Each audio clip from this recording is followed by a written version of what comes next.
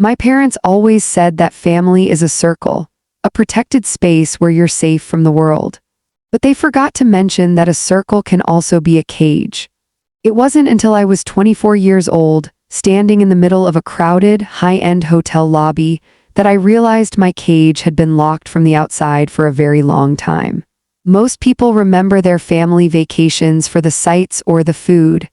I remember mine for the cold, patterned carpet of a hallway and the moment a complete stranger saw me not as a daughter, but as a victim. You think you know your parents. You think you understand the quirks of your upbringing, the strict rules, the sudden silences, the way you have to walk on eggshells just to keep the peace. But there is a very thin line between discipline and degradation. My parents didn't just cross that line, they erased it. They sat me in that hallway like I was a broken toy they didn't want to play with anymore. They thought no one was watching. They thought their status, their expensive clothes, and their polished American dream exterior would hide the rot underneath. They were wrong. The manager was watching, and that one look changed everything. Growing up in a suburb of Chicago, my life looked perfect on paper. My father, Robert, was a man who commanded respect, or rather, he demanded it. My mother, Diane, was the architect of our social image. Everything had to be just right. The grass had to be a specific shade of green, my grades had to be at the top of the curve, and my opinions had to be non-existent. I was the miracle child, the one they showcased at dinner parties, but behind closed doors I was a project that was never quite finished.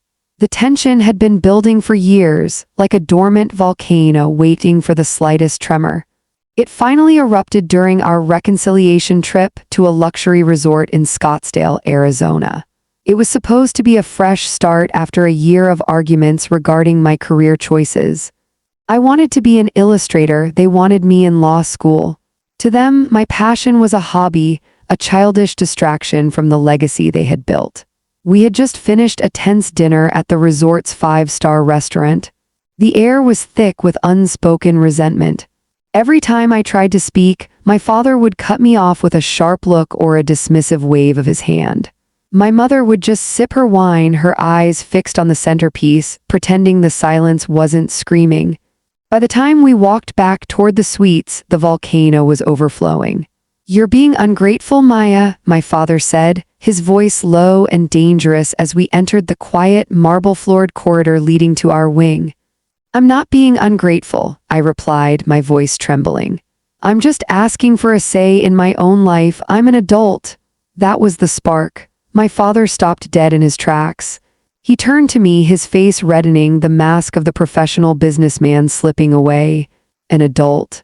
You live under the roof we provide. You eat the food we buy. You are a guest in our life until you prove you can be a partner in it." My mother stepped forward, not to calm him down, but to reinforce the wall. "If you can't behave like a member of this family at the table, Maya, then you don't belong at the table or in the room." I thought they were just venting. I thought we were going to go into the suite, they would ignore me for the rest of the night, and I would cry myself to sleep in the extra bedroom. I was wrong. When we reached the door to our suite, my father didn't pull out his key card. Instead, he pointed to a small, velvet-covered bench tucked into a decorative alcove in the hallway. "Sit," he commanded. I stared at him, confused. "What?" "You heard your father," my mother whispered, her voice cold. "You need time to reflect on your attitude. Since you want to act like a petulant child, we're going to treat you like one. You sit there until we decide you're ready to apologize." "Dad, it's 11 o'clock at night," I said, looking around the hallway. The lights were dimmed, and the only sound was the distant hum of the air conditioning. "You can't be serious." "I have never been more serious in my life," he said, stepping closer. "Sit down, Maya, right now." The humiliation hit me like a physical blow. I looked at the heavy oak door of the suite, the room I had paid for half of with my own savings, though they conveniently forgot that part. I looked at my mother, hoping for a shred of empathy, but she just adjusted her pearls and looked away. I sat. The velvet was rough against my skin. I felt small, smaller than I had ever felt in my life. I watched as my father swiped the card. The green light blinked, the lock clicked, and they stepped inside without a second glance. The door shut with a heavy, final thud. There I was. An adult woman dressed in a formal silk dress sitting in a hallway of a $300 a night resort because her parents told her to. I felt the tears hot against my cheeks, but I refused to let them fall. I leaned my head against the cold wallpaper, wondering how my life had come to this. I felt like a ghost haunting a hallway where I didn't belong. Every time a guest walked by, I lowered my head, pretending to look at my phone, praying they wouldn't notice the girl who was clearly being punished by people who were supposed to love her. My heart hammered against my ribs. I felt exposed, vulnerable, and utterly alone. I checked my watch. 5 minutes turned into 10, 10 turned into 20. The silence of the hallway was deafening, broken only by the occasional muffled laughter from behind the closed doors around me. I started to think about leaving, just walking to the lobby and calling a cab. But I had nothing. My purse, my ID, my phone charger, it was all inside that suite. They had planned this. They knew exactly how to trap me.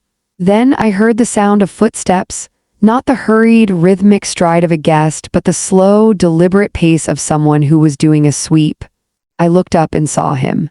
He was tall, wearing a sharp charcoal suit with a small gold pin on his lapel. The manager, he didn't walk past me. He stopped about 6 feet away, his hands folded neatly in front of him. He wasn't looking at me with pity, which I appreciated. He was looking at me with a professional yet deeply concerned intensity. "Good evening," he said, his voice a smooth, calming baritone. "Is there a problem with your room key, miss?" I cleared my throat, trying to find a voice that didn't sound like it belonged to a broken child. "No," I lied, my eyes darting to the floor. "I'm just..." Catching my breath, he didn't move. He tilted his head slightly, his gaze moving from me to the door of my suite and then back to me. He had seen the whole thing on the cameras, I knew it. He had seen the confrontation, the finger pointing, and the way my parents had locked me out. "Miss," he said, stepping a little closer, "I've been the manager of this property for 12 years. I've seen a lot of things. But I've never seen a guest treated like a suitcase left in the hall." My breath hitched. The truth was out there now, hanging in the air between us. I couldn't hide it anymore. "They're my parents," I whispered, the words feeling like lead in my mouth. "I figured as much," the manager replied. He reached into his pocket and pulled out a master key card. He didn't open the door. Instead, he looked me straight in the eye. "My name is Marcus, and I think it's time we discuss your options. Because in this hotel, everyone is treated with dignity regardless of whose name is on the credit card." That was the moment the cage door creaked open. But I had no idea that the revenge that was about to unfold would be far more calculated than a simple room change. Marcus didn't just stand there, he acted. He didn't make a scene and he didn't raise his voice. Instead, he signaled to a nearby staff member who appeared almost instantly with a glass of chilled water. It was a small gesture, but in that moment, it felt like a lifeline. I took the glass, my hands still shaking, and realized for the first time how parched my throat felt from the hours of suppressed screaming and silent tears. "I need you to listen to me very carefully," Marcus said, leaning in slightly so his voice wouldn't carry down the hall. "We have strict policies regarding guest conduct. That includes how guests treat their invited parties. What I just witnessed on the security feed and what I am seeing now falls under a very specific category of distress." I looked at the heavy door of the suite. "They'll be furious if they know I'm talking to you. My father, he's a powerful man back home. He's used to getting his way." Marcus offered a small, knowing smile. It wasn't a smile of amusement, but of absolute confidence. "Many of our guests are powerful, Maya, but in this building, my word is the law, and right now, the law says you aren't a prisoner in a hallway." He stood up straight, his professional mask returning. "I'm going to open this door. I'm going to allow you to go inside and gather your essential belongings. I will be standing right behind you. If they attempt to interfere, or if they speak to you in a way that is threatening, I will have them escorted off the premises by our security team immediately. Do you understand?" I felt a surge of adrenaline. The thought of walking back in there with a protector felt like a dream. "You would do that? You'd kick them out?" "I would," he said firmly. We do not tolerate the degradation of individuals on this property, period. He swiped the master key. The beep of the lock felt like a starter pistol at a race. The door swung open and the cold air of the air-conditioned suite hit me. Inside, the lights were low. I could hear the television buzzing in the living area, some financial news channel my father always watched. My parents were sitting on the plush sofa, sharing a bottle of expensive wine they'd ordered from room service, looking for all the world like a happy, successful couple. They didn't even look up at first. "Back so soon?" my mother asked, her voice dripping with artificial sweetness. "I hope you've thought about what you've done, Maya. We were just discussing how much more pleasant the room is without your—" She stopped mid-sentence when she saw Marcus. My father stood up instantly, his brow furrowing. "Who are you? This is a private suite. We didn't call for service." "I am Marcus Thorne, the general manager," he replied, his voice echoing with authority. "And this is no longer a private matter. I am here to oversee Miss Maya as she retrieves her belongings." The look on my father's face was priceless. It was a mixture of confusion, rage, and the sudden realization that he had lost control of the narrative. "Retrieves her belongings? What are you talking about? This is a family dispute. It's none of your business. Maya, go to your room." I didn't move. I looked at my father, really looked at him, and for the first time I didn't see a giant. I saw a man who was desperate to keep a secret. "Actually, sir," Marcus stepped forward, his presence filling the room. "It became my business the moment you utilized our public hallway as a disciplinary ward for an adult woman. That is a violation of our guest agreement. Now, Maya, please take what you need." I moved quickly. I went into the bedroom I had been assigned and grabbed my suitcase. I threw my laptop, my portfolio, and my passport into my bag. My heart was racing. I could hear my parents in the other room, their voices rising as they tried to intimidate Marcus. "Do you know who I am?" my father shouted. "I spend tens of thousands of dollars at this hotel chain every year. I'll have your job for this." "You are welcome to contact corporate, Mr. Miller," Marcus replied calmly. "But while you are under my roof, you will follow my rules. And my rules state that you do not lock your daughter out in a hallway to humiliate her. If you continue to raise your voice, I will consider it a breach of the peace, and I will have the local authorities assist in your checkout." The silence that followed was heavy. My father, the man who never backed down, was speechless. He looked at Marcus, then at me as I walked out of the bedroom with my suitcase. His face was a mask of pure, unadulterated hatred. "If you walk out that door with him, Maya," he hissed, his voice trembling with rage, "don't bother coming back to Chicago. You're cut off. Everything, the car, the phone plan, the health insurance. You'll be on your own. Let's see how your art pays the bills then." My mother nodded in agreement, her face cold and robotic.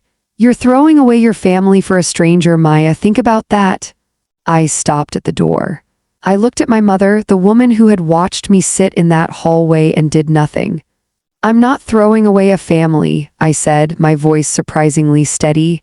"I'm leaving a cult of two, and as for being on my own, I'd rather sleep on a park bench than spend another night under your thumb." Marcus placed a hand on the door, holding it open for me. "If you're ready, Maya," I nodded. As we walked out, Marcus turned back to my parents one last time. "A formal report of this incident will be filed with our corporate office. Your membership status with our loyalty program is currently under review for conduct unbecoming. Have a pleasant evening." He closed the door and the click of the lock sounded like the end of a chapter. As we walked toward the elevators, the weight of what had just happened started to sink in. I was in Arizona. I had no car, no place to stay, and my parents had just officially disowned me. But as the elevator doors opened, Marcus didn't lead me to the lobby. He pressed the button for the penthouse floor.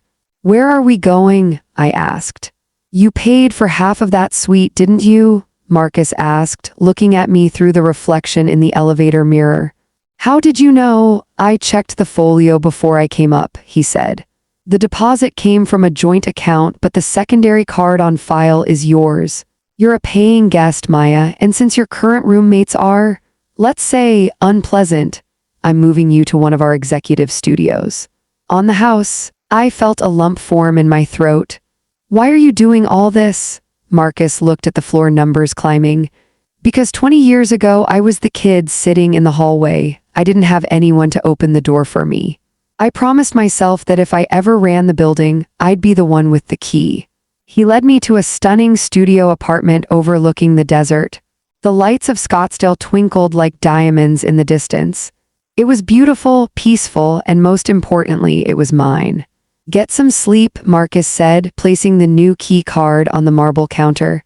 But don't get too comfortable. Tomorrow morning, we need to talk about your father's credit card. Because if we're going to do this right, we need to make sure he pays for more than just the room. A chill went down my spine, not of fear, but of anticipation. Marcus wasn't just helping me escape. He was helping me plan. I didn't sleep much that night. The executive studio was silent, a kind of silence I wasn't used to. No muffled arguments from the next room, no heavy footsteps of my father pacing, no judgmental sighs from my mother. It was just me and the desert wind rattling the window pane. I spent the hours before dawn looking at my bank account and my portfolio. My father wasn't lying. He could cut off my main source of stability in a heartbeat. But he had forgotten one thing. He had taught me how to be meticulous. He had taught me how to track every cent and every slight. At 8 a.m. sharp, there was a light knock on my door. It was Marcus. He wasn't in his suit today. He wore a crisp white shirt and dark trousers, looking less like a manager and more like a strategist. He was carrying a tablet and 2 cups of black coffee. The sun is up and so is your father, Marcus said, handing me a coffee. He's been at the front desk since 6:30 a.m. demanding to see the owner, the board of directors, and probably the governor of Arizona. He wants you out of this room and he wants me fired. I took a sip of the coffee, feeling the caffeine hit my bloodstream. Is he going to succeed? Marcus sat down at the small dining table and laid out the tablet. He's a gold-tier member with a lot of influence, but he made a tactical error. He signed the guest code of conduct when he checked in electronically. Page 12, paragraph 4, any guest found engaging in behavior that creates a hostile environment for other guests or staff is subject to immediate eviction without refund. What he did to you in that hallway. I have it from 3 different camera angles, and I have the testimony of the night porter who saw him pointing his finger in your face. But he'll fight it, I said. He has a team of lawyers in Chicago who do nothing but make people's lives miserable. Let him, Marcus countered, his eyes gleaming with a cold brilliance. But while he's fighting the hotel, he's not watching his flank. Maya, you mentioned you paid for half of the suite deposit. I looked into the transaction. It wasn't just a deposit. The entire trip, the flights, the 3-room suite, the prepaid excursions, was charged to a joint account that bears your name and your father's. Is that correct? I nodded. It's an account my grandmother set up for my education and future. My father is the primary custodian, but I'm a co-owner. He's been using it as his personal travel fund for years, claiming it's family money. Marcus tapped the screen. In the eyes of the bank and in the eyes of this hotel's billing system, you are an equal payer. Your father tried to kick you out of a space you legally paid for. That's not just a family spat, Maya. That's consumer fraud and illegal eviction from a paid accommodation. The weight of the situation started to shift. All my life, my father had used money as a leash. He'd pull it whenever I wandered too far. But for the first time, I realized the leash was tied to his wrist, too. If I moved fast enough, I could pull back. What do we do? I asked, my voice dropping to a whisper. We do what he hates most, Marcus said. We make it public and we make it expensive. He's currently in the lobby causing a scene. He's trying to bully a 22-year-old receptionist into giving him your room number. I want you to go down there, but not as a daughter. I want you to go down as a co-payer of this trip. He'll lose his mind, I said, a shiver of nervous excitement running through me. That's the point, Marcus replied. When people like your father lose their minds, they lose their leverage. I've already contacted the local authorities. Not to arrest him, not yet, but to stand by for a civil standby. We are going to officially sever your financial ties to him right there in the lobby, with witnesses. I got dressed in the most professional outfit. I had a sharp blazer and slacks. I did my hair, stayed calm, and looked in the mirror. For years, I had seen a girl who was afraid of a no. Today, I saw a woman who was ready to say enough. When the elevator doors opened into the lobby, the atmosphere was electric. I could hear my father before I saw him. His voice was booming off the high ceilings, echoing against the marble floors. "I don't care about your policy," he shouted at the terrified girl behind the desk. "My daughter is being held against her will by your manager. This is kidnapping. Do you have any idea who I am? I will buy this building just to tear it down." My mother stood behind him, crossing her arms, looking at her nails as if the destruction of a young girl's career was just another Tuesday. I walked toward them, my heels clicking rhythmically on the stone. Click, click, click, the sound of a clock ticking down. "Dad," I said, my voice loud and clear. He spun around, his face a deep, bruised purple. "Maya, get your bags and get over here right now. We are leaving this dump and you are going to write a statement saying that manager harassed you. We're going to ruin him." "No," I said. The word hung in the air like a physical barrier. My father blinked, stunned. "What did you say?" I said, "No, I'm not going anywhere with you, and I'm certainly not lying for you." I stood my ground as Marcus stepped out from behind a decorative pillar, followed by 2 uniformed police officers. They didn't move toward my father, they just stood there, arms crossed, their presence a silent warning. "Maya, don't be a fool," my mother interjected, her voice sharp. "You have nothing without us. You're a starving artist with a dream and $0. Stop this embarrassing display." "Actually, Mom, I have exactly 50% of the account you've been using for this vacation," I said, pulling out my phone and showing the banking app. "Marcus helped me realize something this morning. Since I'm a co-owner and a legal adult, and since Dad has been using this account for non-educational purposes without my written consent for 3 years, I have a legal right to secure my portion." My father's eyes widened as I tapped the screen. In the elevator, Marcus had shown me how to initiate an immediate transfer of my legal share to a private, solo account. "What are you doing?" my father hissed, stepping toward me. "I'm taking back my future," I said. "And as for the room, Marcus has helped me file a formal complaint. Since I paid for half of the suite you're currently standing in, I'm exercising my right to cancel the reservation. Since you violated the code of conduct, the hotel is keeping the deposit, but the remaining balance, it's being refunded to my new private account." The color drained from my father's face. It wasn't just about the money, though it was a significant amount. It was about the loss of the master title. He was standing in a lobby, surrounded by guests who were now whispering and pointing, being told no by the person he thought he owned. "You little—" He started to lunge forward, his hand raised instinctively. "Careful, Mr. Miller," one of the officers said, stepping in. "The cameras are high definition and we're right here." My father froze. He looked around the lobby at the manager, at the police, at the guests, and finally at me. He realized the hallway had flipped. He was the one on the outside now. "You'll regret this," he whispered, his voice shaking with a different kind of intensity. "You think you're so smart, you're alone. You'll be begging to come home in a week." "I am home, Dad," I said, looking around the beautiful, open lobby. "Anywhere you aren't is home to me." Marcus stepped forward, holding a set of documents.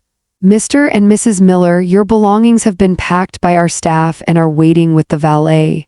Your vehicle is idling at the curb. You are officially trespassed from this property. If you return, you will be arrested." The silence that followed was the most beautiful thing I had ever heard. My parents, the power couple of North Shore Chicago, were being ushered out of a hotel like common troublemakers. But as the doors closed behind them, Marcus turned to me with a look that wasn't entirely celebratory. "That was the easy part, Maya. Now comes the part where they try to hit back, and they will hit back. Are you ready for the second act?" I looked at my phone. The transfer was complete. "Marcus," I said, "they taught me how to win. They just never expected I'd use those lessons against them." The aftermath of the lobby confrontation felt like the quiet after a massive storm. For the first few hours, I felt invincible. I had my money, I had my dignity, and I had a room with a view that didn't include my father's judgmental glare. But Marcus was right. People like Robert and Diane Miller don't just vanish into the sunset. They simmer, they plot, and then they strike where it hurts most, your reputation. By that evening, my phone started blowing up. It wasn't my parents calling, they knew I had blocked them. It was the rest of the world. My cousins, my former classmates, and even family friends from Chicago were flooding my inbox with messages of disappointment and concern. My mother had gone on a scorched earth campaign. She had posted a lengthy, tear-filled update on her social media, accompanied by a filtered photo of her and my father looking exhausted. The narrative she spun was a masterpiece of manipulation. According to her, I had suffered a mental breakdown in Arizona, fallen under the influence of a predatory hotel employee, and had stolen my father's hard-earned retirement savings before vanishing. "Maya, how could you?" one message read. "Your father is heartbroken. He's talking about filing a police report for the theft. Just go back and apologize." I sat on the edge of the bed, my stomach churning. They weren't just trying to bring me back, they were trying to ensure that if I didn't return, I'd have no world to turn to. They were making me radioactive. Marcus came by later that evening, seeing the light from my laptop reflecting in my eyes. He didn't ask what was wrong, he saw the headlines on my screen. "The court of public opinion is a dangerous place, Maya, especially when one side has been practicing their testimony for 20 years. They're calling me a thief," I whispered. "They're telling everyone I'm unstable. If I ever want to work in a professional gallery or get a contract, this will follow me. They're destroying my career before it even starts." Marcus pulled up a chair. "They're using the old school method, gossip. But you're an artist, Maya. You deal in visuals. You deal in the truth that people can see. Do you still have your portfolio with you?" "Yes, but what does that have to do with this?" "In that portfolio," Marcus said, leaning forward, "you have sketches. You have journals. You've been documenting your life for years, haven't you? The incidents, the rules, the punishments. You didn't just draw flowers, you drew your reality." He was right. My sketchbooks were my secret diary. I had drawings of the time my father threw my laptop into the pool because I got a B+ in economics. I had sketches of the silent dinners where my mother would time how long I could go without speaking. I had a visual record of the psychological warfare they had waged on me for a decade. And, Marcus added, I have the security footage, not just from the lobby but from the hallway. High-definition video of two wealthy adults sitting their grown daughter on a bench like a disobedient toddler, laughing as they went inside to drink wine. I looked at him, and a cold, sharp clarity washed over me. "You want me to go public?" "I want you to tell the real story," he corrected, "not out of spite but for survival. If you don't define who you are right now, they will do it for you." I spent the next 6 hours working. I wasn't just an illustrator anymore, I was a storyteller. I created a video, a raw, honest montage. I started with the footage Marcus provided, the silent, grainy reality of me sitting in that hallway, looking small and broken. Then I layered it with my sketches from over the years. I showed the anatomy of revenge through art. I showed the hallway bench from my perspective, the shadows, the fear, the realization of the betrayal. I didn't use an angry voiceover. I used the raw audio from the lobby, my father's booming voice claiming he would buy the building to tear it down, and my mother's cold dismissal of my existence. I posted it at 3 a.m. I tagged the resort, I tagged the Chicago business circles my father frequented, and I tagged the family advocacy groups my mother pretended to support. I titled it, "The Hallway, a Lesson in Family Dynamics." The impact was almost instantaneous. By the time the sun rose over the Arizona desert, the video had gone viral. In the age of social media, people are tired of polished lives. They craved the raw truth. The image of the perfect Miller family shattered in front of thousands of people. People who had been bullied by my father at work started commenting. Parents who had seen the video started questioning my mother's Parenting Excellence Awards. The narrative shifted from unstable daughter to abusive power couple. At 10 a.m., my father finally broke his silence. He called from a burner phone. "Take it down," he hissed. The arrogance was gone, replaced by a desperate, frantic energy. "Maya, you're ruining everything. My partners are calling. The board is asking questions. Your mother is locked in the bathroom crying. Take it down and we'll give you whatever you want." "Whatever I want?" I asked, looking out at the mountains. "That's the problem, Dad. You think everything is a transaction. You think you can buy my silence like you bought that sweet." "I'm serious, Maya. We'll double the money you took. We'll buy you a studio in New York. Just tell them it was a creative project that got out of hand. Tell them it was performance art." I felt a surge of pity for him. Even now, he was trying to write the script. "It is art, Dad. It's the most honest piece of art I've ever created, and it's not for sale." "You're killing us," he screamed. "No," I said calmly. "I'm just letting the world see what it's like to sit in the hallway. Enjoy the view, Dad. It's a lot colder than it looks." I hung up. Marcus walked into the room a few minutes later holding a printout of an email. "The corporate office just sent this over. Because of the viral nature of the video and the publicity it's bringing to the resort's commitment to safety, they're fast-tracking the loyalty program ban. Your parents are officially blacklisted from every property in the chain worldwide." "And what about the legal side?" I asked. "Your father's theft claim," the bank reviewed the logs. "Since you were a co-owner and the funds were transferred through a legal portal, they've dismissed his complaint." "In fact," Marcus smirked, "they're looking into his withdrawals from that account over the last few years. It turns out using a child's education fund for luxury vacations without a paper trail is a very gray area." I breathed a sigh of relief. The cage wasn't just open, it was dismantled. But there was one last thing to do. One final piece of the anatomy that needed to be completed. "Marcus," I said, "how do you feel about a little more performance art before I check out?" "I'm the manager," he said, adjusting his tie. "I live for the drama." The plan was simple, but it was going to be the final nail in the coffin of the Miller family legacy. The final act didn't happen in a courtroom or a dark alley. It happened exactly where the humiliation began, in the lobby of the resort. My parents had been ordered to return to the property for a final exit meeting with the resort's legal team and security to sign the trespass agreement. They thought they were coming to negotiate. They thought they still had a seat at the table. I was waiting for them, but I wasn't sitting on a velvet bench in a hallway. I was sitting in the center of the lobby at a small table with Marcus and a local journalist who had reached out after seeing my video. The Miller name was well known in corporate circles, and the story of the hallway daughter was the talk of the town. When my parents walked in, the silence was immediate. The other guests, who had all seen the viral video by now, whispered and pointed. My mother tried to keep her head high, but her hands were shaking so much she had to grip her designer handbag until her knuckles turned white. My father looked like a man who had aged 10 years in 48 hours. The bravado was gone, replaced by a twitchy, nervous energy. They stopped at our table. My father looked at the journalist, then at Marcus, and finally at me. "Maya," he said, his voice cracking, "enough of this. We're here to sign the papers and go home. Can we please do this privately?" "Privately?" I asked, leaning back. "That's funny. You didn't want privacy when you sat me in the hallway for everyone to see. You didn't want privacy when you told the whole world I was a thief and a mental patient on Facebook.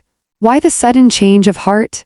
We were emotional," my mother stammered, her eyes darting to the journalist's recorder. "We're your parents. We only wanted what was best for you." "No," I said, and the word felt like a final sentence. "You wanted what was best for your image. I was just a prop. A doll you could dress up and put on a shelf, and when the doll didn't behave, you threw it in the hall." I stood up and handed a small envelope to my father. He opened it, expecting a letter or a legal threat. Instead, it was a check. It was for the exact amount I had taken from the account, plus the interest it would have earned. "I'm not a thief, Dad," I said. "I took what was legally mine to secure my safety. But I don't want your money, not a single cent of it.